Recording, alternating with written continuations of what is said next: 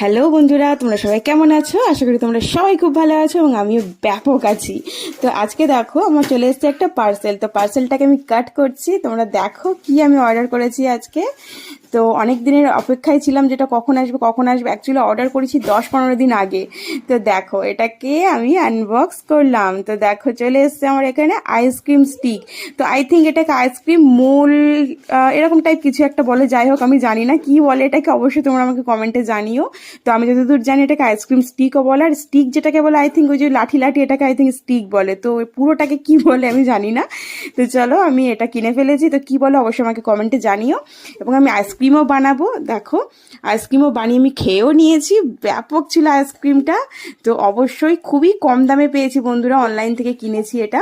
তো I think এটা 102 টাকা এরকম কিছু একটা পড়েছিল। তো চলো আইসক্রিম একদম রেডি, খেতেও খুবই ভালো লেগেছে, তোমরাও একবার ট্রাই করো।